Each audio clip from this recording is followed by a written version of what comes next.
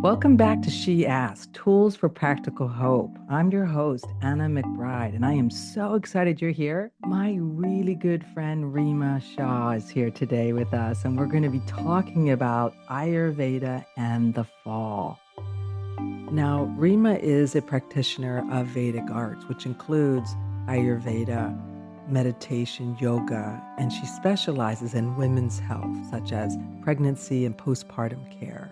She has successfully led thousands of clients through individualized detoxification programs for the last 21 years. She started the first Ayurvedic apothecary in the Midwest in 2004.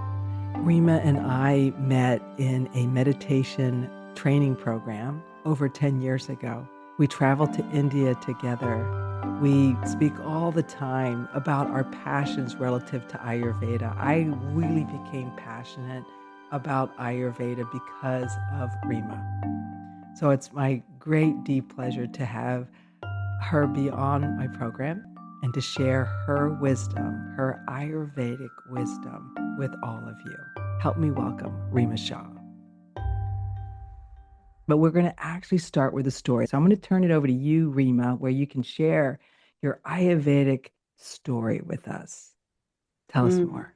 Welcome. Thank you so much, Anna. I'm so excited to be on She Asked with you, my dear friend, longtime friend. And I love your love of storytelling. I think it's a good way to set the stage. So I want you all to picture 1978 India. I want to give you a little bit of a picture of how this has just been such a part of my life with my family. So 1978 India, I was a little girl. All my family lives in India. At that time, every place in India was a little village. And when a little village, there was dirt roads, no cars. All my family members drove scooters, so it was very common to see 4 or 5 family members on one scooter. There was a lot of elephants, cows, and camels on the streets. My grandparents' house had jalis, and jalis are carved wooden windows because in India, it's a subtropical country. It's a very agrarian. It's very much living with nature, so much so that it's not cold weather and people pretty much lived in open air homes. And one of my favorite memories was going to my grandparents' house. Their house was called Bakul. The houses had names there because everything was sacred, including the home. And one of my favorite memories was sitting on the bench in the hallway. The front door was always open because that's really how India was. And my grandmother would sit me down and she would oil my curly, wild mane of hair. And we would watch the camel, the cows, the elephants walk by, and she would oil it and she would talk to me and she would tell me stories. And then she would, after oiling it, she would put it in such a tight braid and it would be so slick. And that was the ritual. And it was just such a part of my life, like the oiling of the hair, the sacred space, the fact that the animals were all around us. And every day, the guy with the mule cart would come and bring the local vegetables. So every single day, you had a relationship with the food that was being grown around you. And there was no modernization. Many times we wouldn't have electricity. Many times electricity would come on for a little time and would go off. But the one thing that I truly remember of all those years being at my grandparents' house is how everything had sacred rhythm. So I think that was a good story to start off with because I talk a lot about how my family, my grandparents are my first teachers, but I really wanted to take you back almost 45 years ago to truly what that meant and what that time was like because Ayurveda was used in every household back then. Yeah. What a great story. I could just picture you with your grandmother and the animals. It's like you're in the jungle Yeah. and that it was just all around, right? Finding that rhythm is what I have learned from you as to really what is at the heart of Ayurveda. how do we relate to the seasons, to the world, right? So I really appreciated hearing your connection with your grandmother and how that's really been a big part of why Ayurveda is so important to you. So we're going to be entering into fall soon, and I wanted to get a little idea from you as to what fall means when we're talking about Ayurveda. Wonderful. So, Anna, a good thing to bring up is that the ancient sages truly understood that the transition between the seasons was Mm. extremely vulnerable. It was called Ritu Sandhi. Ritu Ritu means Sandhi. time, and Sandhi means transition. Okay. And if we could just look at ourselves, we're both in North America right now, but we can see if we look outside right now, it is vulnerable because summer is waning and fall is coming. I So we see. might experience things like really windy afternoon, like extremely windy, which a month ago we wouldn't have had experienced because we would have been in more of that warmth humidity type of season. The So heat of the this summer. time is vulnerable. And when the nature outside is vulnerable, we are vulnerable. We are more vulnerable to imbalance, to feeling dis-ease, to getting symptoms pop up that you didn't experience. So the ancients clearly understood that really taking time between the seasons to get back to your routines was going to make the transition so much easier. Okay. So in a previous episode, I speak to the different parts of the basics of Ayurveda. However, before we go further with fall, let's talk a bit about Ayurveda, the seasons in terms of what the doshas are, right? And how they're affected. And even let's break down what these meanings are because it matters to give us some foundation to talk about. Absolutely. Yeah. The thing that I always remind people is that Ayurveda can get very complex, but in the essence of everything we talk about is the simplicity of the elements: earth, water, fire, air, and ether. Those five elements have inherent qualities to them. Like we can say that earth is heavy. If we stand next to a mountain, we can say that this is heavy. Water, we can swim in it, we can bathe in it. So there's a softness to it, but it's inherently cold. It's always cold. We're actually using techniques to warm up water. Mm. So we start to really put emphasis on the qualities. And when we do that, we can understand the three doshas, Vata, Pitta, Kapha. We can understand how the doshas affect the seasons. Pretty much everything could be related to the five elements and all the gunas. So let's start with spring because spring is rebirth, it's renewal, it's the beginning of the zodiac sign. So that is springtime in North America. And springtime is Kapha season because Kapha people have a lot of earth and water energy to them. And the qualities of earth and water are heavy, dense, gross, like we say, gross anatomy. It's in front of you, it's tangible. We say that they're soft, they're grounded, they're stable. So this is kapha energy. And I also like to call it the mud season because it tends to be cold and damp still in many parts of North America. And we have to be really mindful to eat and live accordingly. And then pitta season is summertime in North America, and that is ruled by fire. And so for all of us, because we've just finishing summer, we know that we've just experienced a period of a lot of warmth, a lot of mobility, a lot of energy. There's also sharpness. The quality of sharp is very unique to fire. In fact, that's like the only element that uses the word sharp. And that's why Pitta people can have a sharp tongue, but they also have a sharp mind. But there is like this element of sharpness even in the season that we look at. It's a very flourishing and blooming season. So there's a lot of flourishing of the seeds that were planted so long ago. And then it takes us to fall season, which is what we're talking about now. And fall is dominated by qualities of cold, rough, hard, dry, light, and mobile, because the qualities of Vata season are predominantly air and ether.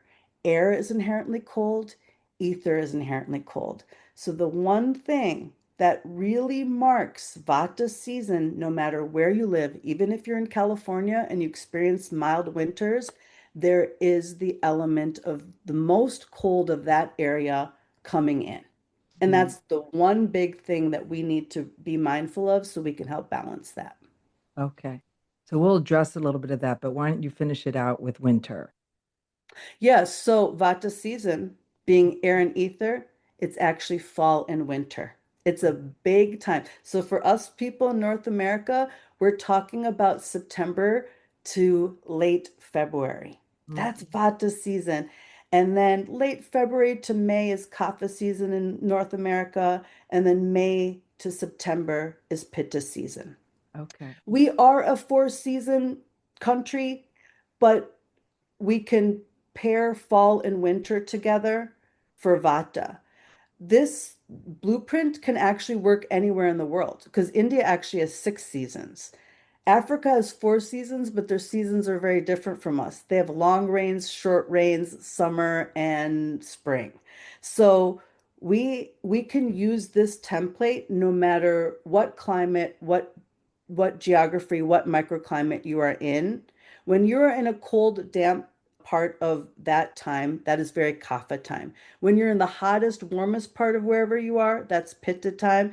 And when you're feeling the coldest, the windiest, and the driest, that's vata time. Okay. That gives us a good general understanding.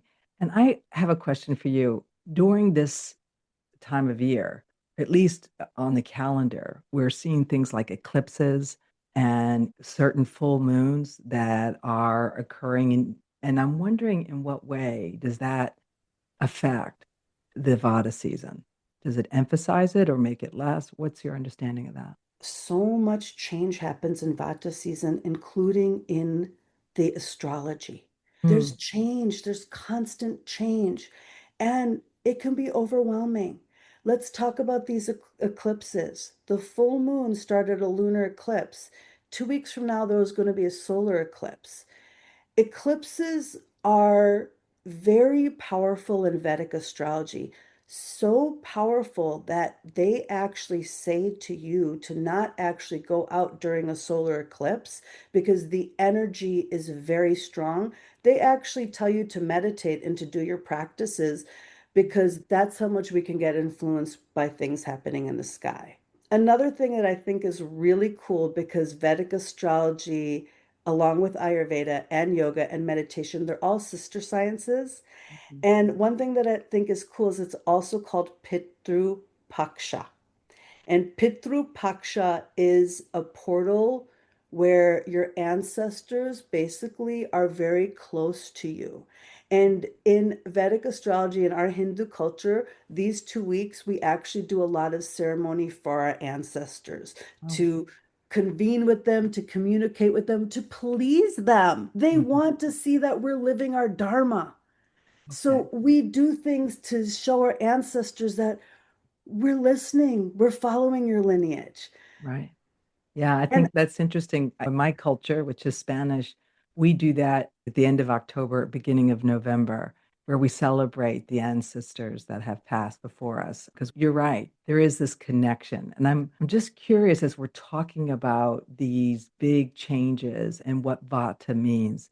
Share with us from your experience how this affects the mind and the body for yeah, people. so Ayurveda is opposite cures like, by the way. Right.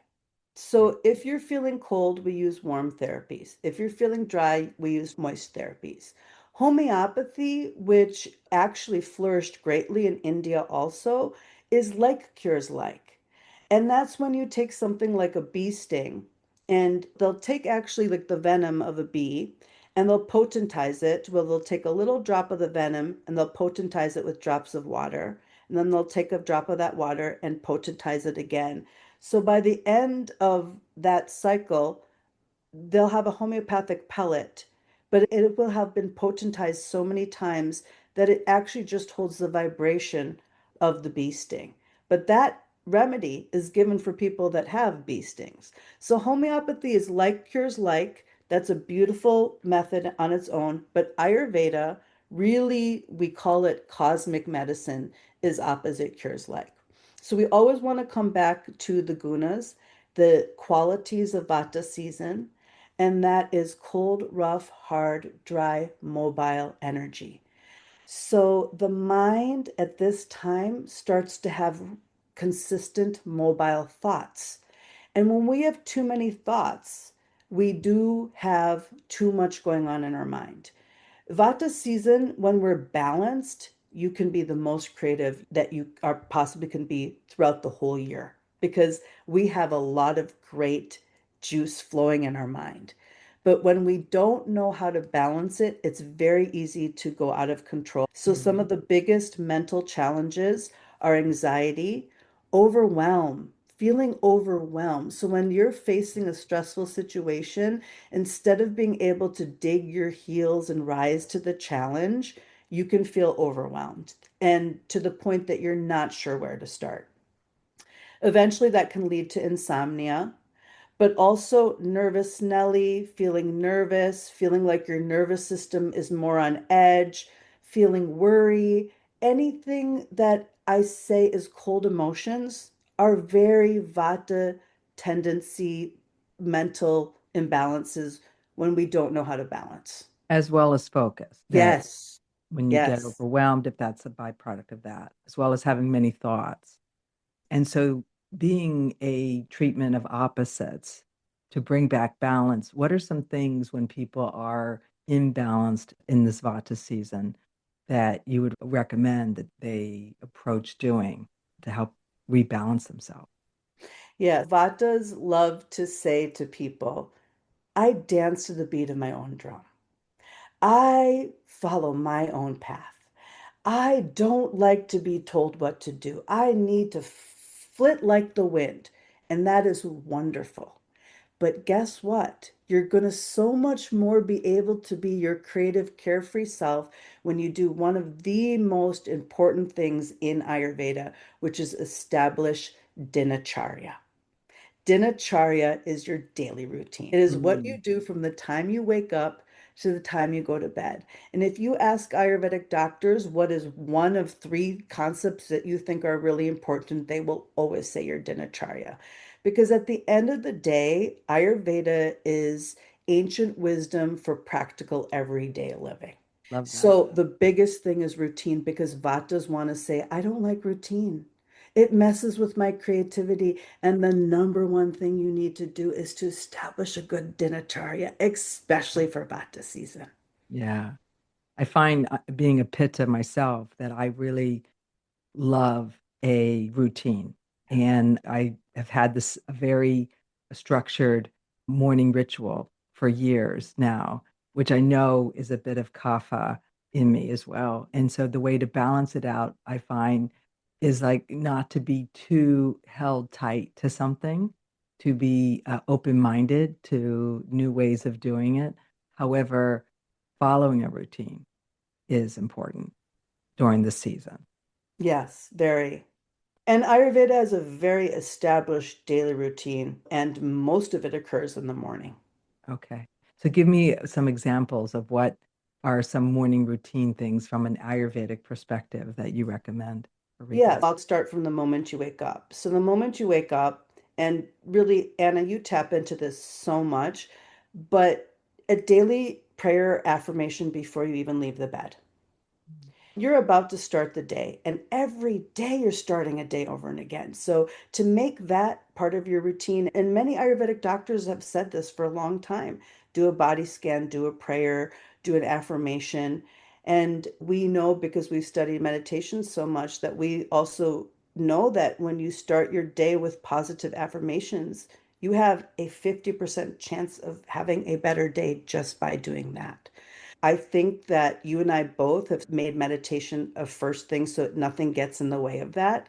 Right. So, prayer, meditation, but then you go into your bathroom and there's quite a beautiful bathroom ritual.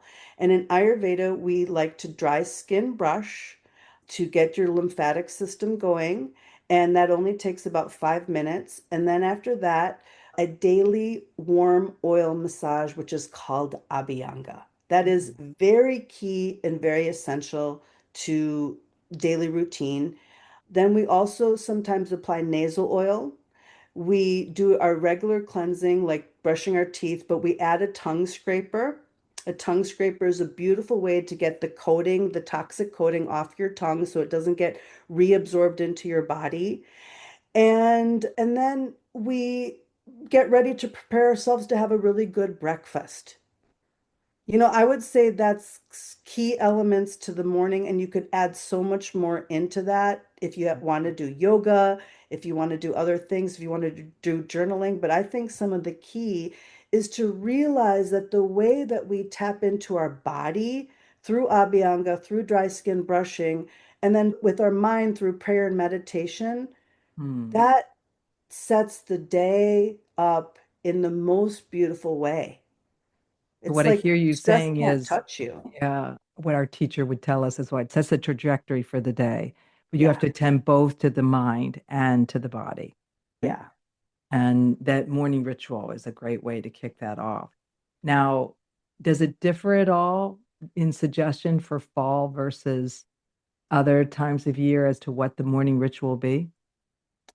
Yeah, warm is key. Keeping yourself warm. I cannot stress enough how I've met so many clients and students over the years, and they know how they feel. They come to me and they say that they feel cold, they feel dry, and they don't establish a routine to necessarily help that. And then I'll see them 3 or 4 months later, and it's really hit them, Hmm. because now you're really been in the cold season.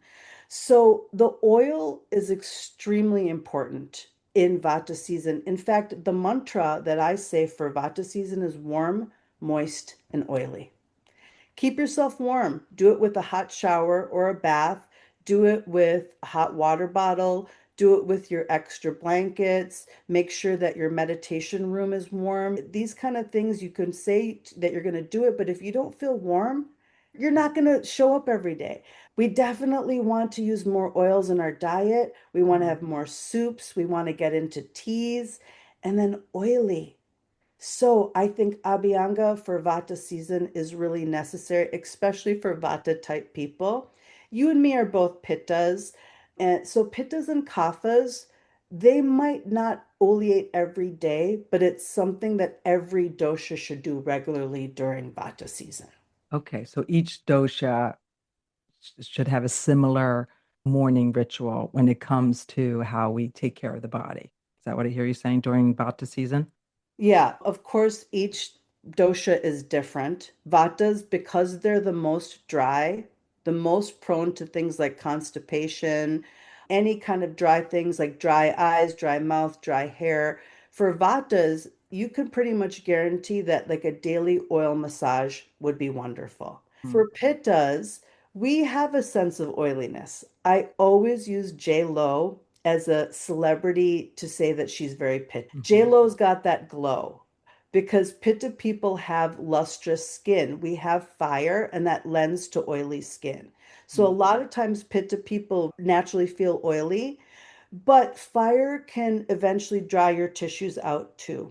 So Pitta people might not feel the need to do oil massage every day, but 2 times a week, 3 times a week, every Sunday, they need it. And they'll figure out what works for them too. Once you get into these, it's like your body tells you, because sometimes you'll be like, I don't feel the need for oil today. And then Kapha people are actually very lubricated because they're made up of earth and water. The saying goes that a Kapha person who's 70 years old many times is mistaken for a 50-year-old because they have a thick head of lustrous hair still, and they virtually have no wrinkles. So Kapha people are the ones that least need oil massage. And I'm picking Abhyanga as a focal point because I want to educate your audience on how we can do the same practice, but it will look different for all the doshas. Right. Kapha person might be fine to do it once every 3 weeks. because they have such lubricated skin. But for Kapha people, one thing that they should consistently do is dry skin brushing because they have a tendency to get stagnant. Hmm. So I would say Vatas are going to need to have Abhyanga a lot. Kaphas are going to need to dry skin brush a lot. And Pittas, they're going to find that nice balance in the middle between both. Okay. So the Abhyanga, which is the massage, the personal massage done with the oil, is highly recommended. Now, what about foods, Yeah. the Food diet? is medicine. And if you really find a way to find a daily rhythm where you're feeling good about what you're eating 2 or 3 times a day, you're already going to be well ahead of the game for most people. Because I think what really stops people is their confusion around food. So, food is extremely important. And here's something that I want to bring back to the Vata season and Vatas in particular. It is so common for a Vata person to say, "Oh, I ate at 7 a.m. yesterday because I was hungry. But then the day before, I totally forgot to eat all day. And I think I ate at 9 p.m. at night." It's very common. We have our Agni means our digestive fire. Right. And in order for us to have good Agni, we have to make sure that we have proper meal times at the same times every day. So the first thing that I say to clients, especially Vatas, you must establish a food routine Mm, because when your body knows that Anna's going to eat at 8 o'clock, your body's already working at 7 a.m. to prepare you. And when mm, your body knows that Anna's always going to eat between 12 and 1, then your body's ready for that. But when your body is not sure when it's going to happen, that's going to be really hard. Vata season, we say we stick on more moist oily. I do think that what I've discovered working so many years in America is we have a very cold diet, especially for the morning time. People have cold yogurt, cold berries, cold smoothies. Maybe the only thing that they're having warm is maybe black coffee, cold cereal, cold milk. Like it's very cold. And one thing that's extremely important during Vata season is you need to wake up your Agni. Our physiology is feeling cold. So we want to have a morning routine where we're having some warm foods or cooked foods or some good teas so our Agni gets to warm up. Because if we follow this sort of diet that I see is very common, avocado toast is another one that's a healthier option, but it's still cold. So I think the number one thing for Vata season is we've got to expand our repertoire and feel okay about some cooked foods in the morning. yeah. I think what's interesting about Ayurveda is that we're learning from Ayurveda to seek balance, given that we live in North America. And I know that we're not unique in the world. However, we're unique in this, I think. We're moving, moving, moving. I live in New York City, for example, and the world is so fast outside my door. It's a setup for imbalance. And given that it's Vata season, I notice in myself that I'm really affected by what's right outside my door. Not to mention what I'll watch if I do watch anything that's news related or any TV, right? That social media influence. Then when you couple that with whatever is going on emotionally within my life, I'm a mother of three children, and that expression, you're only as happy as your least happy child, right? I think what I really would like to hear from you is, given that we live in this part of the world, speak a little bit about what Ayurveda, how we would apply it here that might be different in other parts of the world. Ayurveda is one word that I really love in Sanskrit. And by the way, the words that I'm using are Sanskrit. It's one of the oldest languages in the world, and it's based on the sounds from the cosmos.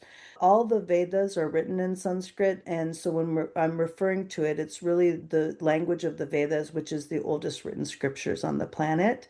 And one of the Sanskrit words I really love is swastha.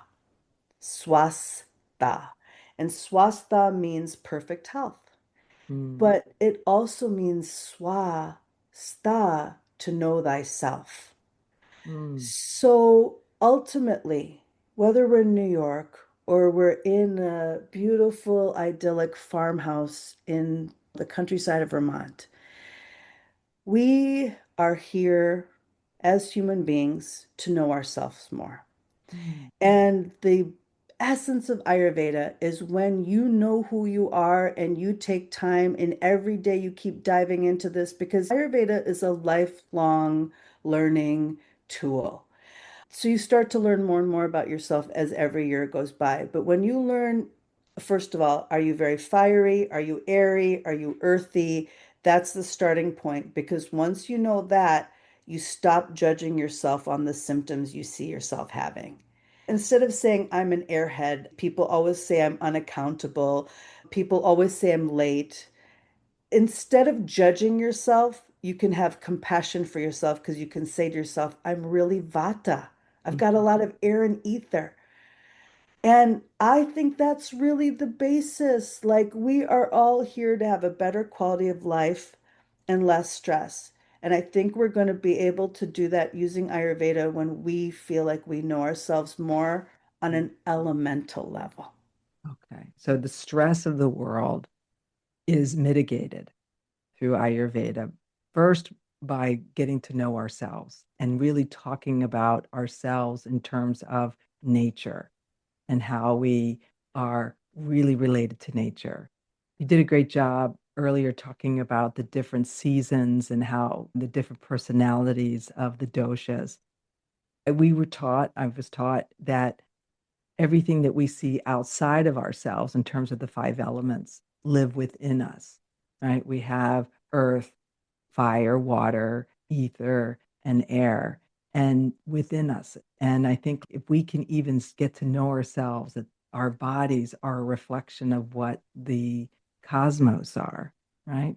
Then maybe being able to relate to nature more, relate to how it affects us, maybe an antidote perhaps for some of the stress that we're facing now. Do you see that as a possibility? Absolutely. And I think even you and I, just speaking from our own experience, like I am a Pitta. I could see the fire in me throughout my Mhm. whole life. And the more we grow and the more we use all these tools, not just in Ayurveda, but in every self-help avenue that we've gotten to, I know you and I both have had conversations with our fire self, and Right. we've learned how to use it for our benefit instead of harming. Because for us, Pitta people, we need to know that our fire is strong, it's sharp, it could burn down a village if we're not careful. But if we really use it in a way to our benefit, then that fire brings out the beautiful aspects, like the natural Clarity. born, the clarity, the natural born leader, knowing your truth, but not having to declare the righteousness of it. Because Right. one of the things I always say to Pitta people is, do you want to be right or do you want to be peaceful? So I think it empowers you on how to see the higher version of yourself. Okay. That's what Ayurveda does. It helps us Yeah, to seek a better connection to our place in the world. yeah. You Because know, it makes us have control over the way we act instead of judging us hmm, for how we act or how our digestion is or why do I have gas and she doesn't have gas. Like instead of that judgment and seeing it as like a final thing, like I guess I'm somebody that has poor digestion and a lot of gas, you start to say, oh, the gas is a lot of air in your body. And that poor digestion probably lends to the fact that I don't meal plan, that I don't think about my day. We can really pinpoint it. And once we start to look at those things and see how we can add more balance into our lives, right. we start to let it empower us versus us judging our flaws that we see. Or, you know what I'm saying? Is that Yeah, making I sense? believe that what I hear you saying is that if we can relate to our connection to nature, really relate to it, we can see it a lot working within us. We can Yes, see where we may be working against it.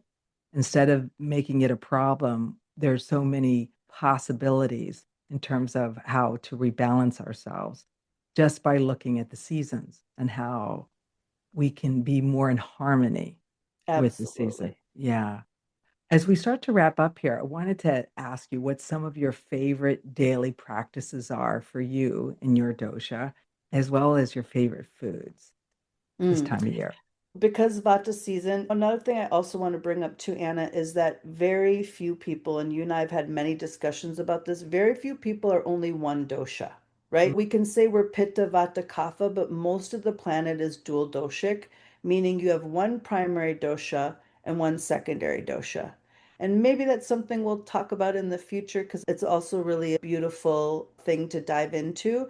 So, in saying that, many people, even if you don't relate to being predominantly Vata, many people have secondary Vata. And no matter if you're relating to being a Pitta or Kapha, we are in Vata season. So all of us need to remember that we are seasonal beings. We are here to change with the seasons. So none of us should be having the same diet throughout the entire year because the seasons change. We have to change with them. Okay. So, how are you changing this time of year? What works best for you? Yeah. So I've got a lot of pit in me, but I get cold. So Mhm. one thing I incorporate in this season is I can't express how amazing Abhyanga is. And I actually have recorded a how-to on Abhyanga too. So if you feel like you ever want that as a resource, we can talk about that. But Abhyanga, warm oil massage, so important. But then do you know what I incorporate this season? I actually take a warm bath in the morning before I start the day because Mm. that really helps me not feel like that cold is entering my bones. So that's a very common practice that I only literally do during Vata season, especially November, December when it gets really cold in Wisconsin. I will do my Abhyanga and then I will just go inside an Epsom salts, magnesium salts bath, and that instead of a shower, and then I'll go and start my day. And I feel like that's helped me a lot with just that feeling of cold that a lot of people get, where you'll see people say, I can't get the cold out of me. So that's one of my favorite daily routines.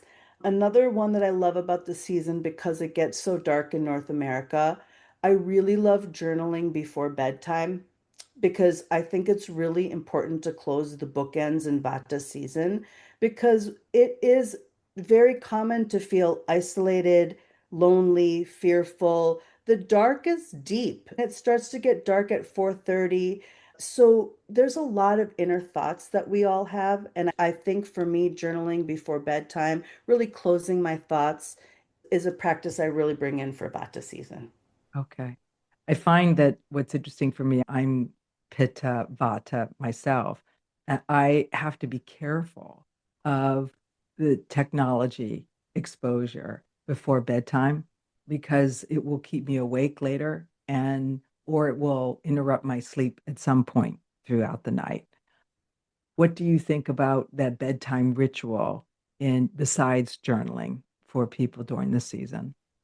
Is it Sleep more hygiene important? is extremely important. We're facing a time in history that it's now over 90% of the population has sleep issues of one kind or the other. So sleep hygiene is extremely important. And I like to follow the 10-3-2-1 rule.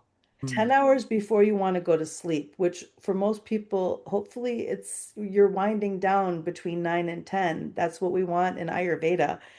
So 10 hours before you want to go to sleep, you don't have any more caffeine, which is a reminder to people that they really shouldn't have caffeine after 12 p.m. You really can't because it will affect your sleep. 3 hours before bedtime, make sure I finish my food. And being in menopause, I find this extremely important to me. If I eat late, it affects my sleep. So 3 hours before bedtime, finish your food. 2 hours before bedtime, no distractions. For me, I'm somebody in the community that people come and they want to talk to me. They want my advice.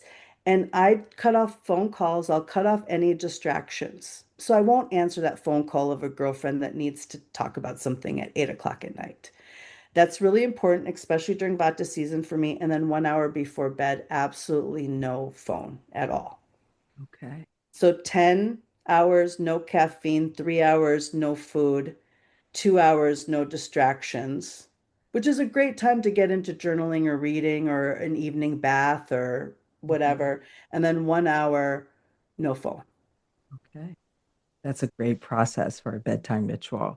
Now, what about your favorite foods? What are your favorite foods that you go to during this season? Yeah, I love dal, which is basically Indian lentil soup. And yellow mung dal is so easily digestible because your digestion can be affected by the cold weather. So I love yellow mung dal with spiced with cumin seeds, mustard seeds, a little bit of a cinnamon stick, cloves, because those are nice warming spices. So I'll saute all of that in the ghee or the oil before I even put the dal in to be cooked. And then we're spicing with turmeric and coriander and cumin and a little bit of chili. We want some chili to keep us warm. And that's just such a wonderful comfort food because lentils are so good in fiber, so good for your colon. And because they're heavy, they work through your body slower as you're digesting them. So you're really able to eke out all the nutrients from them, which is why they're such a powerhouse food in Ayurveda. So absolutely the good spiced toward mung dal is amazing. Wow. And then another thing that I just really love a lot is making stone ground rotis. They're like chapati, so they would be like tortillas. And we make it into a dough and we'll roll it out so thin and then we will heat it over a dry skillet and then we drizzle a lot of ghee on it and then we'll eat it with vegetables. Okay. But that ghee drenched with the cooked vegetables, all that, when we eat it, we can feel so grounded. Okay. Like the food makes us feel so grounded. Those Feeling are two hungry of right my now favorite. listening to you. I know, I know. So those are two of my favorites, but Yeah, I'm also a tea girl. I think this is a great time to get out all your teas. that sounds wonderful. The idea of just warming yourself up by bath, by tea, by dal, right? Moong Yeah. dal is one of my favorites. Coming back full circle to a story, my favorite story, which I know we both share a love for it, is the Bhagavad Gita. And it's talks in there a lot about Ayurveda practices that Krishna, who is one of the lead characters, was saying to Arjuna in terms of how to take care of yourself. And if I remember one part of the story that he goes to or speaks to is how it's important to take action, right? That's the pitta. It's important to do yoga, which is everything, and it's important to know yourself, right? And to be still, right? And I think like one of my favorite quotes from that story is center yourself in the present moment before you take action. And I even remember that when Arjuna didn't know himself or didn't know what to do about his dilemma, Krishna said, of course you don't know what to do because you don't know who you are. And as we wrap up this conversation today, I think that one of the things I love about that story, and I want to hear your favorite in terms of Ayurveda, is that it just reminds us that we all come from nature. We all come from the cosmos. We're connected to everything and everyone. That's what Arjuna was struggling with. And when we understand the connection, we can understand that we are able to be rebalanced if we seek it. So tell me a bit about what your favorite Ayurveda moments are from that story. I just love the Bhagavad Gita is our Hindu's Bible. So I just love that you love it so much because it's a text that I've been loving ever since being a child. And that's the thing is that it's not very long, but you can spend a lifetime contemplating the Bhagavad Gita. And that's what Yeah. makes it so amazing. What I really get from you telling that story is that health is a byproduct of enlightenment. Yeah. Balance too, right? Yeah. And if we get to know ourselves, if we really lighten up, we can have a better connection with our mind, our body, our spirit, the world, Yeah. nature. Yeah. Yeah. So I really want people to remember that this is not wasted work. I feel like the slow movement of ancient cultures is really necessary right now. I think we live in a time where we want to do good things, but we don't think we should give ourselves the time for it. This is slow medicine, getting to know who you are. Like you have to come into your ego so you can become Anna and I can become Rima. But then a lot of it is unlearning the things that are getting in our way to really growing. Yes. Yeah. There's so much to Ayurveda that is beyond what people might think, because described in some circles anyway about being woo-woo. And yet, I think there's nothing more practical about a science that is one of the oldest sciences that's been around since the beginning of time. I appreciate your connection. I appreciate the time we got to spend in India together, and I appreciate this conversation. Thank you so much, Rima. Oh, absolutely. You're my roomie. Yes, you're mine too. Thank you for joining me and my dear friend Rima on She Asked Tools for Practical Hope. Until soon, be well.